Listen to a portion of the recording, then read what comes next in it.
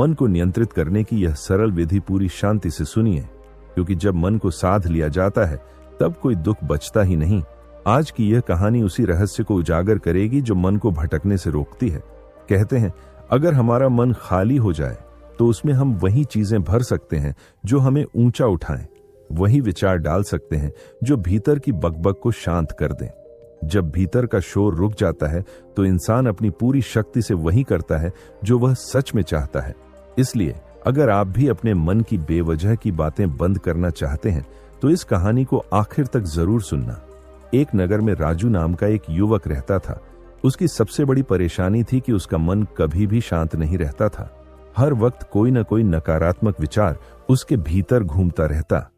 कभी वह अतीत की गलतियों पर पछताता कि काश उस समय वैसा न किया होता, तो कभी भविष्य की चिंता में डूब जाता कि अगर कुछ गलत हो गया तो लोग क्या कहेंगे।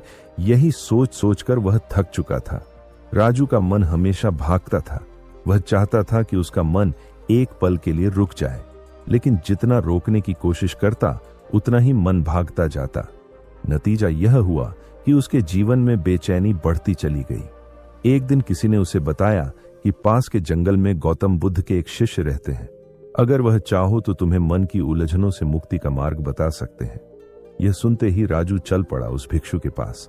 पहुंचकर उसने आदर पूर्वक कहा, गुरुदेव, मेरा मन हर समय विचारों से भरा रहता है। मैं कुछ सोचता हूं और कुछ और कर बैठता हूं। मुझे समझ नहीं आता कि यह सब क्यों होता है। मैं चाहता हूं कि मेरा मन शांत हो जाए। मैं जब चाहूं तभी उसमें विचार आए और जब चाहूं तो सब कुछ खाली हो जाए। कृपया मुझे सिखाइए कि यह कैसे संभव है। भिक्षु ने मुस्कुराते हुए कहा, बेटा, किसी भी समस्या का हल तब निकलता है जब हम उसकी जड़ तक पहुंचते हैं। अगर तू अपने मन की जड़ को समझ लेगा तो उसका नियंत्रण अपने आप आ जाएगा। याद रखो, मन को शांत करने के लिए उसे भगाना नहीं बल्कि समझना पड़ता है, क्योंकि जब समझ आ जाती है तब शांति अपने आप उतर आती है। गौतम बुद्ध के शिष्य ने मुस्कुराते हुए राजू से कहा, जिस मन को तुम खाली करना चाहते हो, क्या तुमने कभी सच में उस मन को समझने की कोशिश की है? क्या तुमने जाना है कि यह मन असल में क्या है? राजू ने झुककर कहा, गुरुदेव, मैंने अपने मन को जानने की बहुत कोशिश की, लेकिन जितना जानना चाहता हूं यह उतना ही रहस्यमय होता जाता है। तब भिक्षु ने धीरे से पास रखा एक मिट्टी का घड़ा उठाया और कहा, जाओ, इस घड़े में छोटे छोटे पत्थर भर लाओ। राजू गया और थोड़ी देर बाद वह घड़ा छोटे पत्थरों से भरकर लौटा। उसने घड़ा सामने रखा तो भिक्षु बोले, अब इस घड़े को अपना मन समझो और इन पत्थरों को अपने विचार। अब इसमें और पत्थर डालो। राजू ने कोशिश की, पर घड़ा पहले ही भर चुका था। 2 पत्थर ऊपर टिके और बाकी नीचे गिर गए। बुद्ध के शिष्य मुस्कुराए और बोले, देखा, जब एक पात्र भर जाता है तो उसमें कुछ नया नहीं आता। अगर तुम्हें नए पत्थर डालने हैं तो पुराने निकालने होंगे। राजू ने कहा, गुरुदेव, मैं समझ गया कि आप कहना चाहते हैं कि हमें अपने मन को विचारों से खाली करना चाहिए। भिक्षु बोले, अभी पूरी बात तो सुनो, फिर मन को खाली कर लेना। यह कहकर उन्होंने कहा, हमारा मन इस घड़े के उल्टा है। घड़ा पत्थरों से भर जाता है, लेकिन मन को तुम कभी विचारों से नहीं भर पाओगे, क्योंकि मन अपनी प्रकृति से हमेशा खाली है। यह सुनकर राजू चकित रह गया। गुरुदेव, अगर मन पहले से खाली है तो हम उसे खाली करने की कोशिश क्यों करते हैं? तब भिक्षु ने कहा, मन खाली नहीं करना, मन को समझना है। फिर भी समझाने के लिए इस घड़े से एक एक कर पत्थर निकालो। राजू ने वैसा ही किया। वह हर पत्थर को बाहर निकालता गया। कुछ देर बाद घड़ा बिल्कुल खाली हो गया। भिक्षु ने कहा, अब तुम इस घड़े में जितने चाहो उतने पत्थर डाल सकते हो। नए डालो, पुराने डालो, आधा भरो या पूरा, अब यह तुम्हारे बस में है। राजू ने कहा, गुरुदेव, यही तो मैं चाहता हूं कि मेरा मन भी ऐसा हो जाए जिसे मैं जब चाहूं खाली कर सकूं, लेकिन मैं अपने मन के पत्थरों को कैसे निकालूं? भिक्षु मुस्कुराए और बोले, इस घड़े में एक पत्थर डालो और 2 निकालो। राजू ने हैरान होकर कहा, गुरुदेव, यह तो असंभव है। एक पत्थर होगा तो एक ही निकलेगा, 2 कैसे निकलेंगे? भिक्षु बोले, तो 2 पत्थर डालो और 4 निकालो। राजू ने कहा, यह तो चमत्कार होगा। ऐसा कोई घड़ा नहीं जो एक पत्थर डाले और 2 निकाले, 2 डाले और 4 निकाले। भिक्षु ने शांत स्वर में कहा, सही कहा, यह घड़ा चमत्कारी नहीं है, लेकिन मन चमत्कारिक है। क्योंकि जब तुम एक सकारात्मक विचार डालते हो तो मन से 2 नकारात्मक विचार निकल जाते हैं, और जब तुम 2 सच्चे शांत विचार डालते हो तो 4 नकारात्मक भाव मिट जाते हैं। यही मन का रहस्य है। तुम उसे खाली करने की कोशिश मत करो, बस उसमें नए और पवित्र विचार डालो। पुराना अपने आप बाहर निकल जाएगा। जैसे उजाला आते ही अंधेरा चला जाता है, वैसे ही सकारात्मकता आने पर नकारात्मकता मिट जाती है। यही मन को नियंत्रित करने की सबसे सरल विधि है। गौतम बुद्ध के शिष्य ने राजू की ओर देखते हुए कहा, बेटा, तुम्हारा मन चमत्कारिक है। जब तुम एक विचार को निकालते हो तो उसके साथ 2 और विचार उठ खड़े होते हैं। जब तुम उन 2 को पकड़ते हो तो 4 और आ जाते हैं, और ऐसे ही विचारों की एक लंबी श्रृंखला बन जाती है जिसमें इंसान कहीं नहीं रुकता। एक के बाद एक सोचता जाता है और उसी जाल में फंसकर थक जाता है। यह मिट्टी का घड़ा तो कुछ पत्थरों से भर जाएगा, लेकिन मन कभी नहीं भरता, क्योंकि वह तो हर पल नया है, हर पल खाली भी और भरा हुआ भी। यही इस मन की माया है। सब कुछ है, फिर भी कुछ नहीं। ये सुनकर राजू ने कहा, गुरुदेव, क्या मैं हमेशा इन विचारों के जाल में ही फंसा रहूंगा? क्या इससे बाहर निकलने का कोई मार्ग नहीं है? भिक्षु मुस्कुराए और बोले, इस घड़े में आधे पत्थर भर दो। राजू ने वैसा ही किया। तब भिक्षु बोले, अब इन पत्थरों में से कोई एक पत्थर चुनो और उसी से एक छोटी सी मूर्ति बनाकर मुझे दो। मैं जानता हूं तुम में कला है। राजू ने एक पत्थर निकाला, तराशना शुरू किया, पर वह उसे अच्छा नहीं लगा। फिर दूसरा पत्थर उठाया, वह भी मन का नहीं था। तीसरा उठाया, उसका रंग पसंद नहीं आया। ऐसा करते करते उसने सारे पत्थर बाहर निकाल दिए। बुद्ध के शिष्य शांत भाव से सब देखते रहे। फिर बोले, अब उसी पहले पत्थर को यह मानकर तराशो कि यही तुम्हारा आखिरी पत्थर है, इसके अलावा और कोई नहीं मिलेगा। राजू ने सिर झुकाया, वह पत्थर लिया और पूरे मन से उसे तराशने लगा। थोड़ी देर बाद उसने एक सुंदर मूर्ति बनाई और भिक्षु को भेंट की। आंखों में आश्चर्य था। गुरुदेव, इस साधारण पत्थर से इतनी सुंदर मूर्ति बन सकती है, मैंने सोचा भी नहीं था। भिक्षु ने कहा, यही तो जीवन का रहस्य है। जब तुम्हारे पास और कोई विकल्प नहीं होता तो तुम अपनी सारी शक्ति उसी एक कार्य में लगा देते हो और वही सर्वोत्तम बन जाता है। लेकिन जब बहुत सारे विकल्प सामने होते हैं तो मन उलझ जाता है। पत्थर चुनता रहता है पर मूर्ति कभी बनती नहीं। मन भी ऐसा ही है। वह एक विचार के पीछे 1000 रास्ते खोल देता है और मुख्य विचार को भुला देता है। फिर हम उसी उलझन में भटकते रहते हैं। राजू ने कहा, गुरुदेव, अब मैं समझ गया हूं कि मेरे विचार ही मेरी जंजीर हैं। लेकिन अब मुझे क्या करना चाहिए? कृपया मार्गदर्शन दीजिए। भिक्षु ने शांत स्वर में कहा, बेटा, मन को खाली करना या नकारात्मकता से मुक्त रखना कोई 1-2 दिन का काम नहीं है। यह साधना है, एक लंबी यात्रा। अगर तुम इसके लिए तैयार हो तो मैं तुम्हें बताऊंगा मन को शांत रखने के 6 तरीके। राजू ने हाथ जोड़कर कहा, गुरुदेव, मैं तैयार हूं, चाहे यह यात्रा कितनी भी कठिन क्यों ना हो। मैं सीखना चाहता हूं कि अपने मन पर अधिकार कैसे पाया जाए। तब बुद्ध के शिष्य ने कहा, आओ राजू, अब ध्यान से सुनो। मन को खाली और निर्मल रखने के 6 मार्ग हैं और इन्हीं मार्गों से शुरू होती है सच्ची शांति की ओर यात्रा। गौतम बुद्ध ने कहा, राजू, अगर तुम सच में अपने मन को शांत करना चाहते हो तो सबसे पहले उन लोगों का साथ छोड़ दो जो तुम्हें अंदर से तोड़ते हैं, जो तुम्हें कमजोर, असफल और बेकार महसूस कराते हैं, क्योंकि ऐसे लोग कभी तुम्हारे विकास की कामना नहीं करते, बल्कि हमेशा तुम्हारी रोशनी को मध्यम करने की कोशिश करते हैं। कई बार ये लोग हमारे अपने परिवार या मित्रों में से ही होते हैं, जो हमें बार बार दूसरों के सामने नीचा दिखाकर या मजाक बनाकर हमारा आत्मविश्वास खत्म करते रहते हैं। इसलिए उनसे जितना दूर रह सको उतना दूर रहो, क्योंकि ऐसे लोगों की संगत हमारे विचारों को दूषित कर देती है और हमारे अंदर आत्मसंदेह और डर भर देती है, जिससे धीरे धीरे हमारा मन नकारात्मक होता चला जाता है और यही नकारात्मकता हमें चिंता, तनाव और अवसाद की ओर ले जाती है। बुद्ध ने मुस्कुराते हुए कहा, जीवन में अपने आसपास के लोगों का चयन बहुत सोच समझ कर करो, क्योंकि तुम्हारा मन उन्हीं की तरह बनता है जिनके साथ तुम ज्यादा समय बिताते हो। इसलिए दूसरा तरीका है कि तुम बहुत सीमित और सच्चे लोगों को ही अपना मित्र बनाओ। ऐसे लोग जो तुम्हारे भीतर की अच्छाई को पहचान सकें, जो तुम्हें प्रेरित करें, जिनसे तुम कुछ सीख सको और जो तुम्हारे दर्द को समझने की क्षमता रखते हो। याद रखो, जैसे पौधा अपने आसपास की मिट्टी से पोषण लेता है, वैसे ही इंसान अपने मित्रों से ऊर्जा लेता है। अगर तुम्हारे 5 करीबी लोग ईमानदार हैं तो तुम भी धीरे धीरे ईमानदारी के मार्ग पर चलने लगोगे। अगर वे मेहनती हैं तो मेहनत तुम्हारी भी आदत बन जाएगी। लेकिन अगर वे आलसी या नकारात्मक हैं तो तुम्हारा मन भी उसी दिशा में गिरता चला जाएगा। इसलिए खुद को उन लोगों के बीच रखो जो तुम्हें आगे बढ़ने के लिए प्रेरित करें।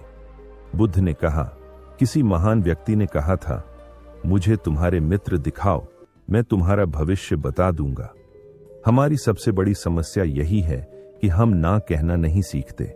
हमें पता होता है कि कुछ लोग हमारी ऊर्जा खींच रहे हैं, फिर भी हम उनके साथ रहते हैं, सिर्फ इसलिए कि उन्हें मना करने से कहीं वो नाराज ना हो जाएं। लेकिन यही झिझक हमें धीरे धीरे भीतर से खोखला कर देती है। इसलिए तीसरा तरीका है, ना कहना सीखो। उन लोगों को अपनी जिंदगी से हटा दो जो तुम्हें नीचे खींचते हैं, क्योंकि जब तक तुम यह नहीं सीखते तब तक तुम अपने सच्चे आत्म विकास की ओर नहीं बढ़ सकते। बुद्ध ने कहा, चौथा तरीका यह है कि अतीत को बार बार सोचने से कुछ नहीं बदलता। इसलिए जो बीत गया उसे छोड़ दो और पूरी ऊर्जा वर्तमान पर केंद्रित करो, क्योंकि भविष्य को सुंदर बनाने का एकमात्र रास्ता वर्तमान में सही निर्णय लेना है। जब तुम वर्तमान में पूरी तरह जीना शुरू करते हो, तभी मन शांत होता है, तभी विचारों की गड़बड़ कम होती है। और एक बात हमेशा याद रखना, तुम्हारा नियंत्रण सिर्फ वर्तमान पर है, अतीत या भविष्य पर नहीं। इसलिए आज को सर्वश्रेष्ठ बनाओ। बुद्ध ने आगे कहा, पांचवा तरीका है अपने शरीर की देखभाल करना, क्योंकि जब शरीर बीमार होता है तो मन भी थका हुआ और बेचैन महसूस करता है। जैसा भोजन तुम खाते हो, वैसी ही ऊर्जा तुम्हारे भीतर जाती है और वही ऊर्जा तुम्हारे विचारों को दिशा देती है। अगर तुम जंक फूड, नकारात्मकता और आलस्य से खुद को भरोगे तो मन कभी स्थिर नहीं रहेगा। इसलिए पौष्टिक, शुद्ध और सात्विक भोजन लो जो तुम्हारे भीतर शांति और स्पष्टता पैदा करे। एक स्वस्थ शरीर ही एक शांत मन का घर बन सकता है, क्योंकि कमजोर शरीर कभी स्थिर चेतना को संभाल नहीं पाता। इसलिए राजू, अपने जीवन को संतुलित करो। सही संगति, सच्चे मित्र, वर्तमान पर ध्यान और स्वस्थ जीवन शैली, यही वो मार्ग है जो मन को विचारों के तूफान से मुक्त करते हैं। गौतम बुद्ध ने कहा, राजू, अब ध्यान से सुनो। मन को शांत रखने का पांचवा तरीका है ध्यान। हर दिन कम से कम कुछ मिनट खुद के साथ बैठो, क्योंकि जब इंसान अपने भीतर झांकता है तभी वह खुद को समझ पाता है। ध्यान का सबसे सही समय सुबह सूर्योदय से पहले या रात में सोने से ठीक पहले होता है। लेकिन अगर तुम सच में गहराई में उतरना चाहते हो तो रात का समय सबसे पवित्र होता है, क्योंकि उस समय पूरा संसार शांत होता है और तुम्हारा मन भी स्थिर होने लगता है। जब तुम ध्यान करो तो अपनी सांसों पर ध्यान दो या अपने मन में उठते विचारों को बस देखने की कोशिश करो, बिना रोकने या टोकने के। उन्हें केवल देखो जैसे कोई फिल्म चल रही हो। धीरे धीरे तुम देखोगे कि विचार खुद शांत हो जाएंगे और वहीं से सच्चा ध्यान शुरू होता है। अगर ध्यान करना कठिन लगे तो हर दिन कुछ देर अकेले में बैठो, खुद से सवाल करो, आज मेरे भीतर कौन सी भावना सबसे प्रबल है? मैं ऐसा क्यों सोच रहा हूं? जब तुम खुद से संवाद करते हो तब मन स्पष्ट होने लगता है और विचारों की भीड़ धीरे धीरे कम होती जाती है। बुद्ध ने आगे कहा, छठा तरीका है नए अनुभवों से मन को जगाना, क्योंकि जीवन में ठहराव तभी आता है जब हम एक ही जगह, एक ही माहौल में फंसे रहते हैं। इसलिए नए स्थानों की यात्रा करो, नई जगहों पर जाओ, नए लोगों से मिलो, क्योंकि हर यात्रा हमें जीवन के अनकहे पाठ सिखाती है। एक पुरानी कहावत है, एक लंबी यात्रा 100 किताबों के बराबर सिखाती है। बुद्ध ने स्वयं अपने जीवन में 9 महीने तक लगातार भ्रमण किया था ताकि हर जगह के अनुभव से सीख सकें, क्योंकि जब हम नए दृश्यों और लोगों से जुड़ते हैं तब हमारा मन नया हो जाता है, उसमें ताजगी आती है। बुद्ध ने कहा, मन के जाल में मत फंसो, उसे जबरदस्ती खाली करने की कोशिश मत करो, बस अपने ध्यान को केंद्रित करो, उसे सही दिशा दो। जब तुम किसी काम को करो तो उसी क्षण में पूरी तन्मयता से डूब जाओ, मानो यह तुम्हारा आखिरी काम हो। जब दूसरा कार्य करो तो फिर उसी में पूरी लगन लगा दो। पुराने विचार या अधूरे काम को मन में मत लाओ, क्योंकि यही एकाग्रता मन के भ्रम को मिटाती है। बुद्ध बोले, मन की माया से बाहर निकलना आसान नहीं, लेकिन ध्यान और जागरूकता से सब कुछ पाया जा सकता है। और जब इंसान इस अवस्था में पहुंचता है तो उसका जीवन सहज, शांत और उद्देश्यपूर्ण हो जाता है। मित्रों, आशा है कि आज की इस कहानी से आपने कुछ गहराई से महसूस किया होगा। कुछ ऐसा जो आपके भीतर बदलाव लाने की प्रेरणा दे, क्योंकि जब इंसान खुद को समझने लगता है तभी जीवन सरल होने लगता है। तो चलिए अब हम अगले अध्याय की ओर बढ़ते हैं, जहां हम जानेंगे कि उन बेवजह उठते विचारों और बेचैनी को कैसे शांत किया जा सकता है, ताकि हमारा मन फिर कभी फालतू चिंताओं में उलझा न रहे और जीवन एक सुंदर प्रवाह की तरह बहता रहे। एक दिन राजू नाम के एक राजकुमार अपने मन की बेचैनी को लेकर एक बौद्ध भिक्षु के पास गया, जो एक बड़े पेड़ के नीचे शांतिपूर्वक ध्यान कर रहे थे।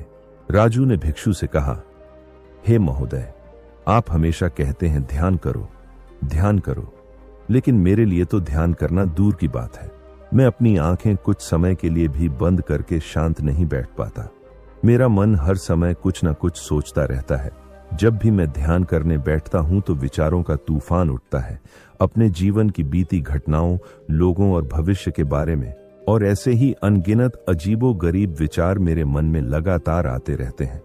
मैं इन्हें रोकने की पूरी कोशिश करता हूं, लेकिन जब रोकने की कोशिश करता हूं तो मन और अशांत हो जाता है। फलत बेकार के विचार उठने लगते हैं और मैं ध्यान तोड़कर बैठ जाता हूं। राजू ने भिक्षु से विनती की, कृपया मेरी इस समस्या का कोई उपाय बताइए। भिक्षु ने मुस्कुराते हुए कहा, मैं क्या उपाय बताऊं? सोचो, यह तुम्हारा ही मन है, लेकिन यह तुम्हें कुछ पल के लिए भी शांत नहीं होने देता। तुमने अपने मन को कितना आजाद छोड़ रखा है।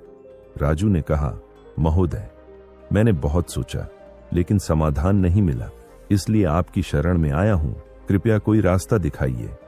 भिक्षु ने राजू के चेहरे को ध्यान से देखा और कहा, ठीक है, मैं तुम्हें अपने स्वामी गौतम बुद्ध द्वारा बताए गए 4 आदतों के बारे में बताता हूं। यदि तुम इन्हें अपनाओगे तो तुम्हारा मन स्थिर और शांत होगा, बेचैनी समाप्त होगी। राजू पूरी तन्मयता से भिक्षु की बातें सुनने लगा। भिक्षु ने कहा, पहली आदत यह है कि दूसरों के मन को पढ़ने की कोशिश बंद करो। तुम और अधिकांश लोग यही गलती करते हो कि दूसरों के विचारों का अनुमान लगाने लगते हो, जैसे कि शायद सामने वाला मेरे बारे में ऐसा सोच रहा है। यह आदत तुम्हें सबसे ज्यादा बेचैन और परेशान करती है। अधिकांश समय हम दूसरों के मन को गलत और नकारात्मक नजरिए से पढ़ते हैं। सोचते हैं कि लोग हमारी तरक्की से जलते हैं, हमें नीचा दिखाना चाहते हैं, हमारी मदद नहीं करेंगे, और कई बार नकारात्मकता अपने अंदर बैठा लेते हैं। फिर उन्हीं के बारे में सोचते रह जाते हैं, बदला लेने के उपाय सोचते रहते हैं, उन्हें नीचा दिखाने की योजनाएं बनाते रहते हैं, और यही नकारात्मकता अंततः बेचैनी और मानसिक तनाव पैदा करती है। इसलिए बुद्ध ने कहा, दूसरों के मन के विचारों को पढ़ने की कोशिश करना छोड़ दो। यदि पढ़ना ही है तो अपने मन को पढ़ो। यह जानो कि तुम्हारे भीतर कौन सी भावनाएं और विचार हैं। कहीं तुम नकारात्मक सोच या शिकायत जैसी आदतों के शिकार तो नहीं हो रहे। भिक्षु ने आगे कहा, दूसरी आदत यह है कि यह मत सोचो कि यदि तुम असफल हुए तो लोग क्या कहेंगे। कहीं लोग मुझ पर हंसेंगे या मजाक उड़ाएंगे। जो हंसता है उसे हंसने दो, क्योंकि लोगों की हंसी या आलोचना उनके स्वभाव का हिस्सा है। यदि तुम सफल हो जाते तो वही लोग तुम्हारे आगे झुक जाते। इसलिए अपने कार्य और निर्णयों में दूसरों की प्रतिक्रिया को मुख्य आधार मत बनाओ, बल्कि अपने प्रयास और अच्छाई पर ध्यान दो। यही सोच तुम्हें मानसिक शांति और स्थिरता देती है, और तुम धीरे धीरे अपने भीतर के डर और बेचैनी से मुक्त हो पाओगे। राजू नाम के राजकुमार ने भिक्षु से और अधिक सीखने की चाह जताई। तब भिक्षु ने समझाया, देखो, जिन लोगों की तुम प्रशंसा और सम्मान की उम्मीद करते हो, जो तुम्हारी सफलताओं पर गर्व करते हैं, यदि तुम अपनी असफलता पर उनके हंसने से दुखी हो जाते हो तो इसका मतलब है कि तुम अपनी मानसिक तैयारी में कमजोर हो। समस्या यही है कि हम असफलता को बुरा मानते हैं, जबकि असफल होना सफल होने से भी जरूरी है। बिना असफल हुए कोई भी सफल व्यक्ति घमंडी हो जाता है और दूसरों को छोटा समझने लगता है, जबकि असफलता हमें विनम्रता, धैर्य और लगातार प्रयास करना सिखाती है। इसलिए असफलता को बुरा मत समझो, और यदि तुम्हारे काम में असफल होने की संभावना नहीं है तो इसका अर्थ है कि तुमने अपने लक्ष्य को अपनी क्षमताओं से छोटा रखा है। और यदि लोग तुम्हारे ऊपर हंस नहीं रहे, ताने नहीं मार रहे, बुराई नहीं कर रहे, तो इसका मतलब है कि तुम अंदर से मृत्युवत हो और अपनी सीमाओं से बाहर प्रयास नहीं कर रहे हो, क्योंकि असफल वही होता है जो कुछ नया करने का साहस करता है। याद रखो, अगर तुम्हारे अंदर असफल होने का साहस नहीं है तो तुम कभी भी बड़ा लक्ष्य हासिल नहीं कर पाओगे। इसलिए असफलता और लोगों के हंसने से डरना बंद करो। भिक्षु ने आगे कहा, तीसरी आदत यह है कि बेवजह समय बर्बाद करना छोड़ दो। अधिकांश लोग सोचते हैं कि वे समय काट रहे हैं, लेकिन असल में समय उन्हें काट रहा है। समय व्यर्थ खर्च करने का कारण यह है कि उन्हें लगता है कि उनके पास बहुत समय है, जबकि पहले भी लोगों को यही भ्रम था और उन्होंने बिना खुद को समझे जीवन व्यर्थ बर्बाद किया। इसलिए जब तक जीवन है इसे अच्छे कार्यों में लगाओ, स्वयं को जानने में, दूसरों की मदद करने में, मानवता के कल्याण में समय को व्यर्थ न गंवाओ। भिक्षु ने कहा, चौथी आदत यह है कि यह मत सोचो कि मुझसे बड़े बड़े लोग नहीं कर पाए तो मैं कैसे कर पाऊंगा। दूसरों से तुलना करना व्यर्थ है और यही हमें हानि पहुंचाता है। सभी की परिस्थितियां और सोच अलग होती है, और क्या हुआ अगर दूसरे सफल नहीं हुए, इसका अर्थ यह नहीं कि तुम भी नहीं कर सकते, बल्कि अपनी क्षमता और मेहनत के अनुसार अपना मार्ग चुनो। दूसरों की तुलना से अपने मन को परेशान मत करो। यह सोच तुम्हें स्थिरता और आत्मविश्वास देती है। यही 4 आदतें अपनाने से राजू का मन धीरे धीरे शांत और केंद्रित होने लगा और उसकी बेचैनी समाप्त होने लगी। उसके अंदर आत्मविश्वास और धैर्य का संचार होने लगा और उसने समझा कि जीवन में असफलता, समय का सदुपयोग, दूसरों से तुलना न करना और मानसिक स्वतंत्रता ही सफलता और शांति की कुंजी है। राजू नाम का राजकुमार जब भिक्षु की बातें समझ रहा था, तब भिक्षु ने उसे समझाया, देखो, अक्सर वही लोग इतिहास रचते हैं जिनसे किसी ने ज्यादा उम्मीद नहीं की होती, और हो सकता है कि जिसे तुम बड़ा और मेहनती समझ रहे हो उसने वास्तव में उतनी मेहनत नहीं की हो, केवल दिखावा किया हो। और वे लोग दूसरों को डराने और खुद को महान दिखाने के लिए कहते रहते हैं कि अगर मैं सफल नहीं हुआ तो तुम कैसे कर पाओगे। इसलिए किसी और की असफलता देखकर अपने आप को कम मत समझो। बस अपना सर्वश्रेष्ठ प्रयास करो और बाकी समय पर भरोसा रखो। जब तुम यह समझ जाओगे कि केवल मेहनत और सतत प्रयास ही परिणाम लाते हैं, तो तुम अपने मन को कहीं भी केंद्रित कर सकते हो। इतना कहकर भिक्षु शांत हो गए और राजू ने मन ही मन यह ठाना कि वह 4 आदतों को छोड़कर अपने जीवन में बदलाव लाएगा। उसने भिक्षु को धन्यवाद दिया और वहां से चल पड़ा। दोस्तों, हमें यह समझना चाहिए कि लोग हमारे बारे में क्या सोचते हैं, इसका चिंता करना व्यर्थ है। हमें अपना फालतू समय व्यर्थ में नहीं बर्बाद करना चाहिए। किसी और के असफल होने से यह मत मानो कि मैं भी असफल हो जाऊंगा। मेहनत से किए गए कार्य छोटे या बड़े नहीं होते, एक दिन सफलता अवश्य मिलती है। और इसी सोच के साथ अगली कहानी में हम शिव यानी महादेव या नीलकंठ के ध्यान की 114 प्रक्रियाओं की खोज की बात करेंगे। समाज में कई तरह की ध्यान प्रणालियां हैं। हर गुरु और व्यक्ति अपनी विधि से ध्यान सिखाता है, लेकिन जब कोई सामान्य व्यक्ति ध्यान करने बैठता है तो उसका मन और मस्तिष्क उलझन में पड़ जाता है कि कौन सी प्रणाली अपनाऊं, कौन सी विधि सही है। यही उलझन ध्यान की सबसे बड़ी बाधा बन जाती है। अब सवाल यह है कि क्या कोई ऐसी ध्यान प्रणाली है जो सभी प्राणियों के लिए सर्वत्र समान रूप से कारगर हो, जिसमें किसी को अलग अलग तकनीकें सीखने की आवश्यकता न पड़े और वही एक प्रक्रिया सभी 114 ध्यान प्रक्रियाओं के परिणाम को प्रदान कर सके। सोचिए, यदि ऐसा संभव हो तो ध्यान की यात्रा कितनी सहज और सरल हो जाएगी। और आज की इस बौद्ध कहानी में मैं आपको वह सरल और प्रभावी ध्यान प्रक्रिया बताने वाला हूं जिसे अपनाकर आपका मन केंद्रित, शांत और तनाव मुक्त हो जाएगा। दोस्तों, इस कहानी में आगे बढ़ने से पहले इस चैनल को सब्सक्राइब जरूर कर लें। बात उस समय की है जब भगवान बुद्ध अपनी सत्य की यात्रा पूरी कर चुके थे और उन्हें आत्मज्ञान प्राप्त हो चुका था। इसके बाद उन्होंने अपने शिष्यों को अलग अलग दिशाओं में भेजा ताकि वे आम लोगों के बीच ध्यान और जागरूकता की प्रक्रियाएं समझा सकें। बहुत से भिक्षु अलग अलग गांवों में जाकर वहां के लोगों को ध्यान की महत्ता, ध्यान की गहराई और इसके लाभ समझाने लगे। वे कुछ दिन वहीं रुके, लोगों को अभ्यास कराते, फिर अगले गांव चले जाते। और एक दिन ऐसे ही एक भिक्षु अपने गांव के लोगों को ध्यान के बारे में समझा रहे थे। तभी एक 20 साल का लड़का खड़ा होकर बोला, भंते, मुझे लगता है ध्यान सिर्फ बुजुर्गों के लिए है जो युवा हैं और जिनका जीवन अभी बनने वाला है। उनके लिए ध्यान में बैठना व्यर्थ है। अगर युवा अपने देश और परिवार के लिए काम करने के बजाय घंटों ध्यान में बैठेंगे तो उनका योगदान कैसे होगा? क्या उनका समय बर्बाद नहीं होगा? भिक्षु मुस्कुराए और बोले, ध्यान का मतलब सिर्फ आंखें बंद करके कोने में बैठना नहीं है। तुम ध्यान का अर्थ गलत समझ रहे हो। ध्यान का अर्थ है पूर्ण होश और जागरूकता। हर काम को करते समय पूरी तरह उपस्थित रहना। सोचो, जब तुम खाना खाते हो या किसी काम में लगे होते हो तो क्या तुम सच में जागरूक हो या केवल मस्तिष्क अपने विचारों में भटक रहा होता है?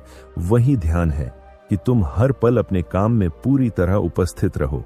इसी से तुम्हारी जीवंतता और चेतना मापी जाती है। भिक्षु ने आगे समझाया कि यदि आज की युवा पीढ़ी ध्यान की आदत डाल ले तो उसका जीवन ज्यादा केंद्रित, शांत और संतुलित हो जाएगा। इसका अर्थ यह नहीं कि युवा अपना काम छोड़ दे, बल्कि वह अपने जीवन में हर कार्य को पूरी जागरूकता और मनोयोग से करे। ध्यान केवल मानसिक अभ्यास नहीं, बल्कि जीवन में सतर्कता, जिम्मेदारी और कर्म योग का प्रतीक है। यही सीख हमें बताती है कि ध्यान और सक्रिय जीवन एक दूसरे के पूरक हैं। इस प्रकार जब हम किसी भी काम में पूरी तरह उपस्थित रहते हैं और अपने मन को केंद्रित करते हैं, तभी हमारा जीवन सार्थक, शांत और संतुलित बनता है। सोचिए दोस्तों, जैसे किसी यंत्र में चाबी भर दी जाए और वह बिना किसी सोच के लगातार अपना काम करता रहे, वैसे ही हमारे जीवन के अधिकतर कार्य हम बिना जागरूक हुए करते हैं। हम अक्सर अपने कामों को बस रूटीन की भांति सोए सोए करते हैं। लेकिन यदि आप परमानंद का अनुभव करना चाहते हैं, प्रकृति में छुपी दिव्य शक्ति को पहचानना चाहते हैं और उस परमात्मा की मौजूदगी का एहसास करना चाहते हैं, तो आपको यंत्र की तरह काम नहीं करना होगा, बल्कि जागरूक होकर हर कार्य करना होगा। क्योंकि केवल जागरूक होकर ही आप अपनी खुली आंखों से उस दिव्य सत्ता को देख पाएंगे। कुछ लोग ध्यान को केवल एक फर्ज समझकर करते हैं। वे तय समय तक बैठते हैं और सोचते हैं कि अब उनका ध्यान पूरा हो गया। फिर दिन भर वे सामान्य जीवन में लौट आते हैं। जैसे कुछ लोग सुबह ध्यान करते हैं, कुछ शाम को, और उनका मानना होता है कि केवल यह समय ही पर्याप्त है। वहीं कुछ लोग सोचते हैं कि ध्यान की आवश्यकता ही नहीं, वे हर काम में पूरी जागरूकता अपनाकर ही ध्यान कर लेते हैं। लेकिन असल में दोनों प्रकार के लोग ध्यान के वास्तविक उद्देश्य से कहीं दूर जा रहे हैं। ध्यान करने का असली मतलब यह नहीं कि केवल आंखें बंद करके बैठो, बल्कि यह है कि अपने भीतर परिवर्तन लाना और अपनी चेतना को विस्तार देना। जब आप सांसों पर ध्यान लगाना शुरू करते हैं, आप उसे हर नाक के छोर, हर आने जाने की गति, हर स्पर्श की तरह देखना शुरू करते हैं। इससे आपका सबसे बड़ा परिवर्तन यह होता है कि आप संवेदनशील और पूरी तरह जागरूक बन जाते हैं। आप अपने अतीत और भविष्य से कटकर केवल वर्तमान में रहते हैं। आपका नजरिया, आपकी दृष्टि और भी गहरी होती है। और यह होश केवल तब प्रभावी होता है जब आप इसे पूरे दिन अपने हर काम में, अपनी हर क्रिया में बनाए रखते हैं।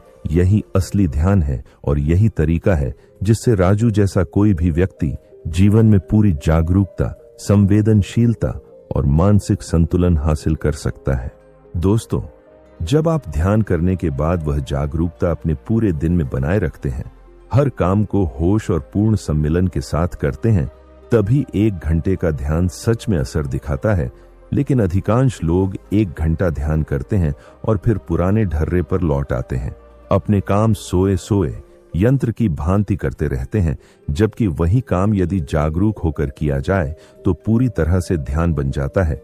इसलिए जब आप ध्यान बैठें तो उस जागरूकता को अपने पूरे दिन में फैलाएं। हर काम में पूरी तरह शामिल होकर करें, न कि विचार कहीं और भटकते रहें और शरीर यंत्र की तरह काम करता रहे। ध्यान का असली मतलब यही है कि आप अपने पूरे शरीर और मन को किसी काम में सम्मिलित करें। हर रोम रोम उसमें रम जाए, तभी आप निर्विचार अवस्था में जा पाएंगे। न अतीत की चिंता, न भविष्य की चिंता, केवल वर्तमान में पूर्ण समर्पण। और जब आप ऐसा करते हैं तो आपका दिमाग शुद्ध और शांत हो जाता है। आप ध्यान का वास्तविक अनुभव लेते हैं, उसका आनंद महसूस करते हैं, और यही वह समय है जब आप समझ पाते हैं कि ध्यान वास्तव में क्या है। और जब आप निरंतर बिना किसी विचार में भटके कार्य करते हैं तो काम थकावट नहीं बल्कि आनंद बन जाता है। आपकी ऊर्जा बढ़ती है लेकिन ध्यान करते समय प्रयास नहीं करना चाहिए, सिर्फ दृष्टा बने रहना चाहिए। अपने सांसों और विचारों को नियंत्रित करने का संघर्ष न करें, क्योंकि यही संघर्ष तनाव पैदा करता है और ध्यान में बाधा डालता है। इसलिए केवल साक्षी बने रहिए, हर चीज का निरीक्षण कीजिए।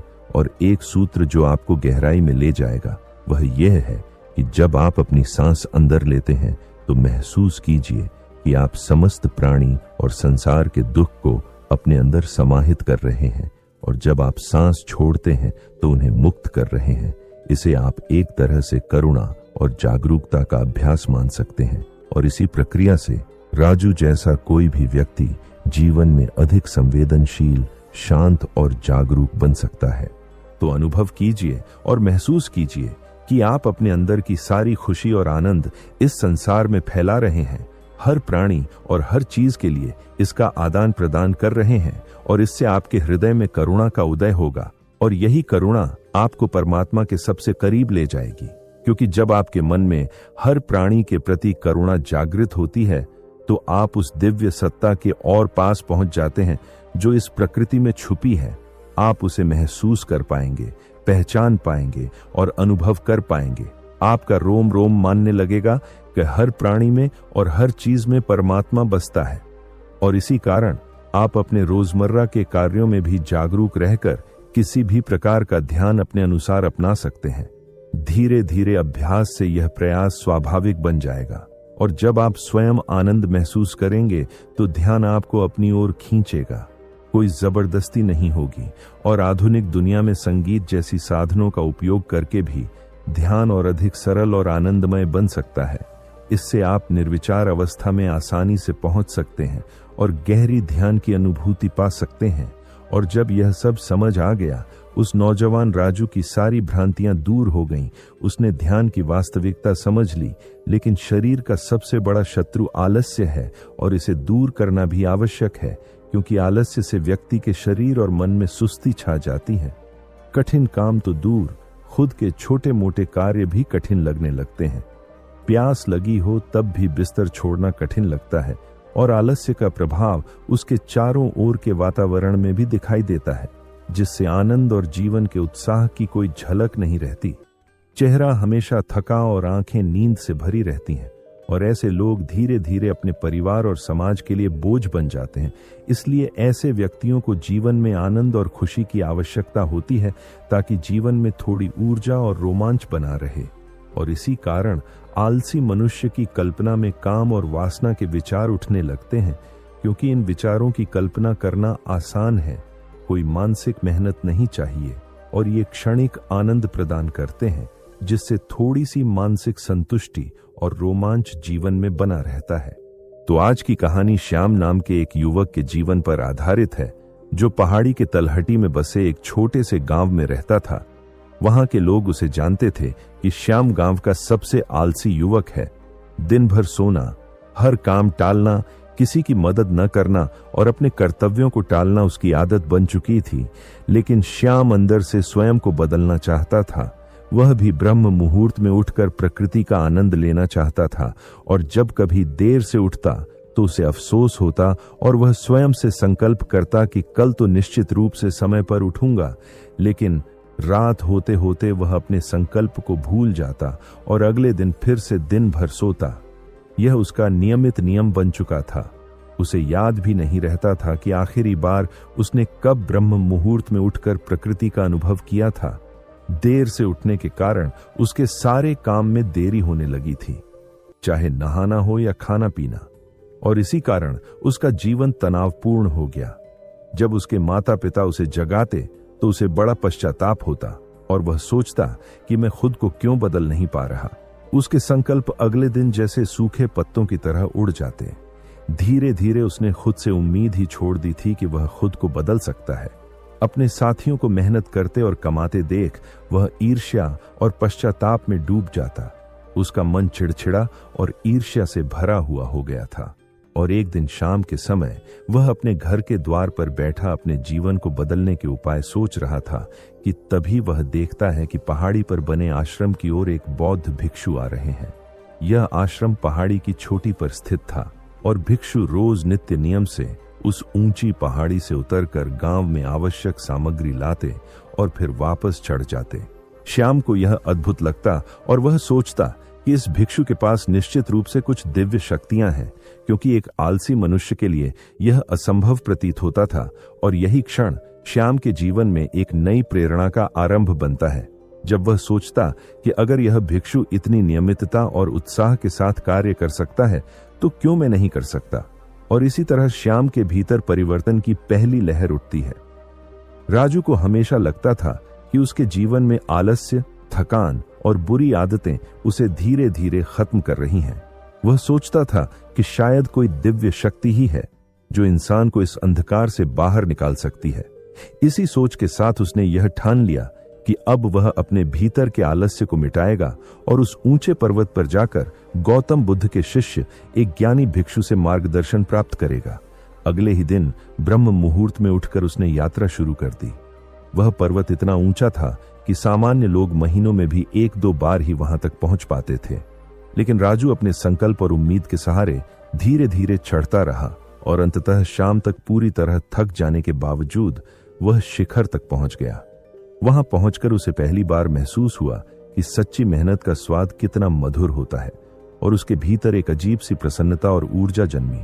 वह जब आश्रम के द्वार तक पहुंचा तो देखा कि गौतम बुद्ध के शिष्य, वह भिक्षु, पहले से ही बाहर बैठे मुस्कुरा रहे हैं।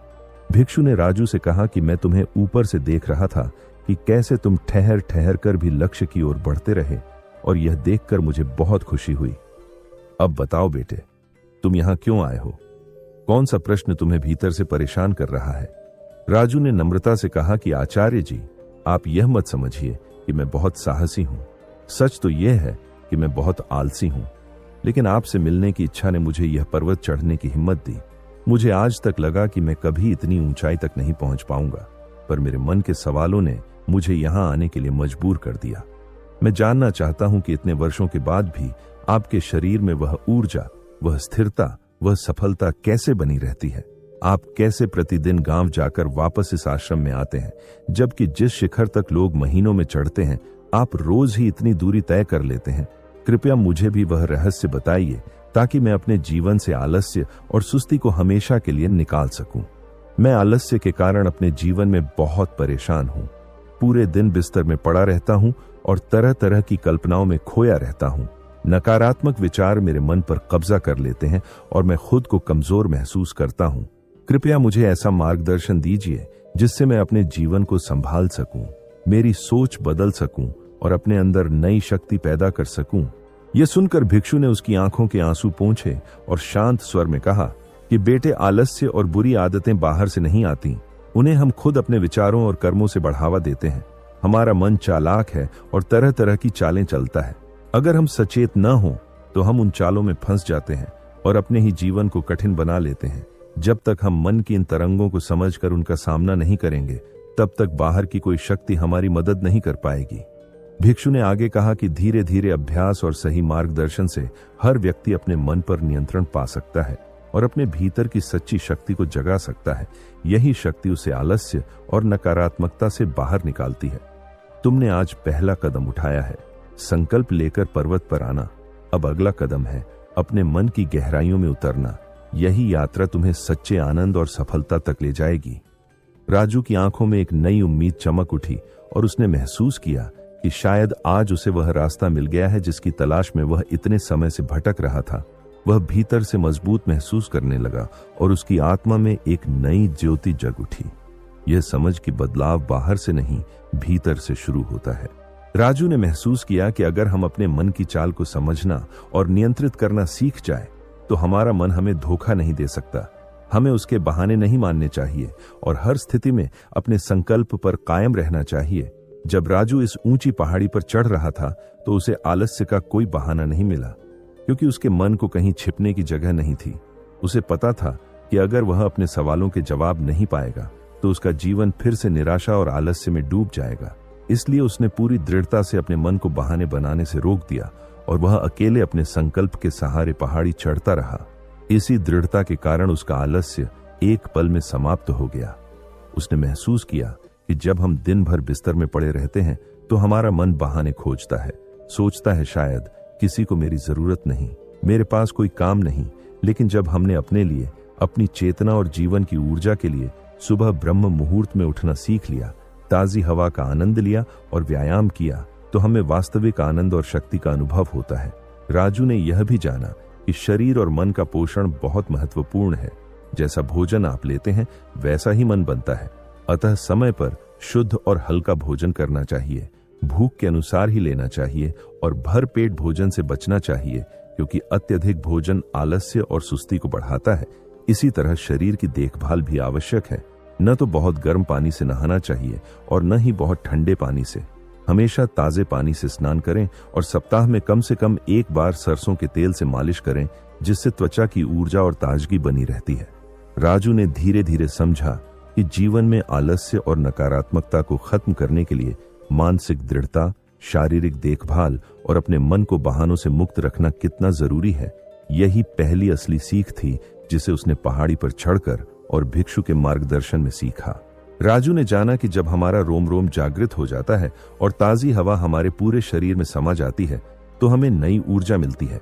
साथ ही हमें अपनी नाभि में तेल लगाना चाहिए और अगर शरीर में अधिक आलस्य है तो ब्रह्म मुहूर्त में उठते ही तिल के तेल से कुल्ला करना चाहिए। इससे अशुभ ऊर्जा बाहर निकलती है और आलस्य समाप्त हो जाता है। लेकिन सिर्फ खानपान और शरीर की देखभाल से आलस्य पूरी तरह दूर नहीं होता। इसलिए नियमित व्यायाम, योग और प्राणायाम करना आवश्यक है, जिससे मांसपेशियां खुलती हैं और ऊर्जा प्रवाहित होती है। जब राजू ने आलस्य के चक्र से बाहर निकलकर असली आनंद का अनुभव किया, तो उसने समझा कि उस आनंद के आगे किसी और सुख की आवश्यकता नहीं रह जाती। लेकिन यदि वह आलस्य में पड़ा रहता और पूरे दिन बिस्तर पर रहता, तो उसके मन में काम वासना के विचार उठते और प्राण शक्ति खर्च होती रहती। अंततः स्वास्थ्य कमजोर होता और बुढ़ापा जल्दी आता।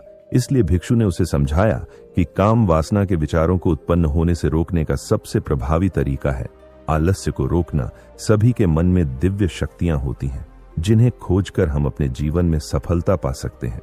भिक्षु ने मुस्कुराते हुए कहा कि ध्यान के माध्यम से अपने मन की शक्तियों को जानो और उनका उपयोग करना सीखो। राजू ने यह ध्यान और अनुशासन अपनाया और आलस्य पर विजय पाई। और इसी सीख के साथ भिक्षु ने बताया कि आलस्य मानव का सबसे बड़ा दुश्मन है। जो काम को टालता है वह जीवन में कभी सफलता नहीं पाता।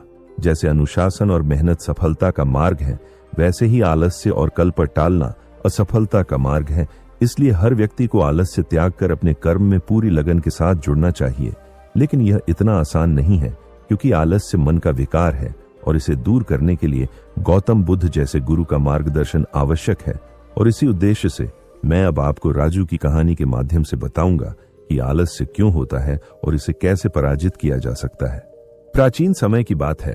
उत्तर भारत के एक छोटे से गांव में राजू नाम का एक लड़का रहता था, जो बहुत आलसी और कामचोर था। उसके माता पिता उससे बेहद परेशान रहते थे, क्योंकि वह कभी भी किसी काम में मदद नहीं करता था और दिन भर सिर्फ आलस में पड़ा रहता था। एक दिन गौतम बुद्ध उसी क्षेत्र से गुजर रहे थे और गांव के पास कुछ समय ठहर गए।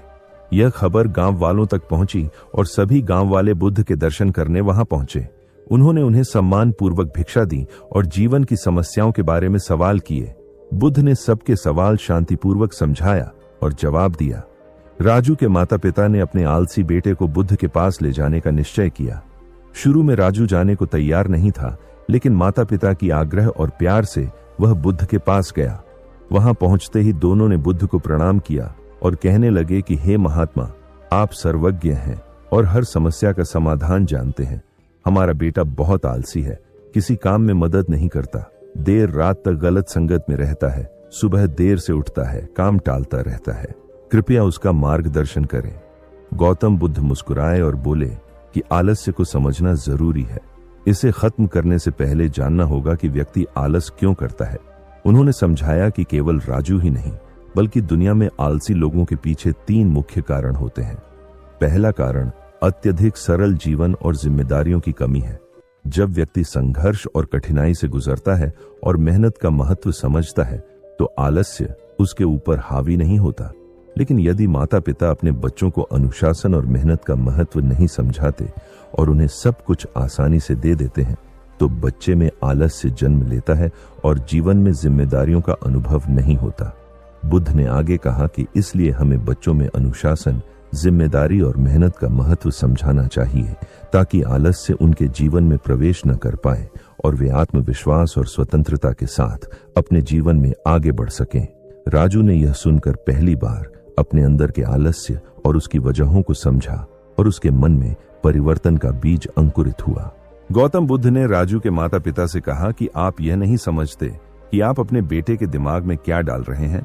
वह सोचता है कि इस दुनिया में सब कुछ मांगने से ही मिल जाता है और काम करने की कोई जरूरत नहीं है, लेकिन जीवन में सफलता और संतुलित जीवन पाने के लिए अत्यधिक परिश्रम करना आवश्यक है। और जब आप उसे हर चीज आसानी से दे देते हो, चाहे वह अच्छा भोजन हो या आरामदायक बिस्तर, तो वह आलसी बन जाता है। इसलिए पहला कारण है परिश्रम रहित जीवन। यदि आप चाहते हो कि राजू आलस्य छोड़ दे, तो उसे सुख सुविधाएं केवल उसके मेहनत करने के बाद ही दें। दूसरा कारण है केवल तत्काल सुख की इच्छा। मनुष्य हर कार्य में सुख चाहता है, लेकिन सुख दो तरह के होते हैं। एक वह जो तुरंत अच्छा लगता है लेकिन बाद में नुकसान पहुंचाता है, और दूसरा असली सुख जो शुरुआत में कठिन लगता है लेकिन भविष्य में जीवन में आनंद और सफलता लाता है। यदि राजू बिस्तर पर आराम करेगा तो वह सुख तुरंत महसूस करेगा, लेकिन फसल न होने के कारण भविष्य में उसे नुकसान होगा। इसलिए उसे अभी के छोटे सुखों को त्याग कर बाद के बड़े सुख का सोचने की शिक्षा दें। तीसरा कारण है बड़े लक्ष्य का अभाव। एक व्यक्ति की पहचान उसके लक्ष्य से होती है। छोटी सोच वाले लोग कभी बड़े लक्ष्य नहीं बनाते और बड़े लक्ष्य रखने वाले ही जीवन में उत्कृष्टता और सफलता प्राप्त करते हैं। इसलिए राजू को बड़े लक्ष्य निर्धारित करना और उनकी ओर मेहनत करना सिखाना आवश्यक है। बुद्ध ने मुस्कुराते हुए कहा कि जब आप इन तीन बातों को समझेंगे और राजू को इन पर मार्गदर्शन देंगे तो आलस्य दूर होगा। वह मेहनत और अनुशासन के महत्व को समझेगा और धीरे धीरे अपने जीवन में सक्रिय, जिम्मेदार और उद्देश्यपूर्ण बन जाएगा। और यही राजू के जीवन में परिवर्तन की कुंजी है। लोग अक्सर कहते हैं कि ज्यादा मत सोचो, लेकिन असली बात यह नहीं है कि हम कितना सोचते हैं। असली बात यह है कि हमारी सोच किस दिशा में बहती है। सोच एक नदी की तरह है।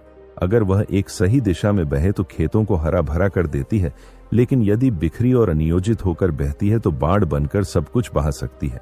इसी वजह से दुनिया में नए आविष्कार हुए। किसी ने पहिए का उपयोग किया, किसी ने उसे गाड़ियों से जोड़ा, रास्ते बनाए। इसलिए गहराई से सोचने में दोष नहीं, दोष होता है बिखरी, अनियोजित और बिना लक्ष्य की सोच में। इसी बात को समझाने के लिए उस समय की कहानी सुनिए जब नगरों के बीच लंबी धूल भरी पगडंडियां थीं। लोग बैलगाड़ी या घोड़े पर सफर करते थे। बरसात में कच्ची सड़कों पर पहिए धंस जाते थे और गर्मियों में रास्ते की हवा गर्म चूल्हे जैसी लगती थी। श्यामपुर नाम के छोटे से गांव में कच्चे और पक्के घरों की कतारें थीं। आंगनों में तुलसी के चौरे, खपरेल की छतों से बरसते मौसम, दूर खेतों में सरसों और गेहूं की लहरें, बीच में एक नीची सी चबूतरी जहां शाम को चौपाल जमती थी। इसी गांव में 25 साल का एक युवक रहता था, राजीव नाम का लड़का, जिसकी आंखों में साफ रोशनी थी, बोल कम और काम ज्यादा, और गलत बात सुनते ही चेहरे पर कठोरता आ जाती थी। उसकी मां कई साल पहले चल बसी थी और पिता बूढ़े और अंदर से बहुत कोमल थे, जो राजीव की हर हलचल पर चौंक जाते थे। सुबह जल्दी उठकर आंगन साफ करते, तुलसी में जल डालते और दूर रास्तों की तरह बेटे के जीवन को निहारते। गांव में कुछ लोग थे जिन्हें राजीव की सच्चाई चुभती थी, क्योंकि वह बिना डर के सच बोल देता और मौका मिलते ही उसे नीचा दिखाने की कोशिश करते। एक दिन राजीव को पास के नगर जाना था। 3 दिन की यात्रा के लिए कंधे पर कपड़े की पोटली, खाने का सामान और कुछ अन्य जरूरी सामान था। दूसरे दिन 2-3 शरारती लोगों ने धीरे धीरे अफवाह फैलाना शुरू किया कि जंगल के मोड़ पर किसी व्यापारी को डकैतों ने रोका और वह चेहरा शायद राजीव जैसा था। अफवाह गांव की गलियों से आंगन तक पहुंची, जहां उसके पिता बैठे थे। पिता का चेहरा सफेद पड़ गया, आंखों के सामने अंधेरा छा गया, हाथ से लौटा छूट गया और वे वहीं ढह गए। शोर मचा, पड़ोसी दौड़े, पंखा झलना शुरू हुआ, पानी के छींटे मारे गए। किसी ने वैद्य को खबर दी। वैद्य आए कंधे पर जड़ी बूटियों की पोटली लेकर, आंखों में स्थिर अनुभव। उन्होंने नाड़ी पर उंगलियां रखीं, माथे पर हाथ रखा, थोड़ी देर चुप रहे और फिर बोले, दवा दूंगा, लेकिन सुन लो, यह दुख जड़ों से मन का है। अति चिंता के लिए कोई तावीज नहीं है, इसकी लगाम तो खुद मन बनाता और पहनता है।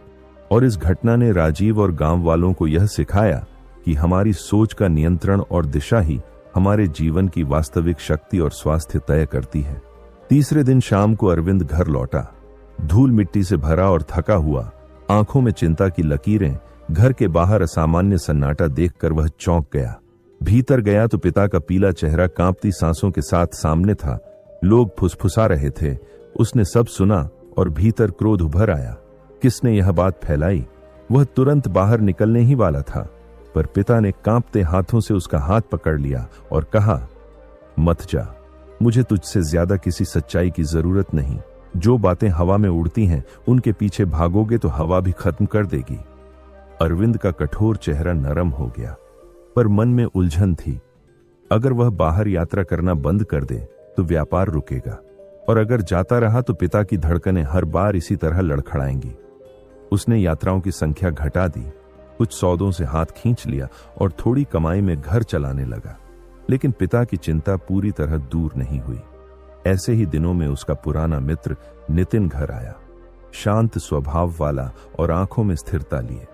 उसने हाल सुना और बोला, गांव के पास नियम की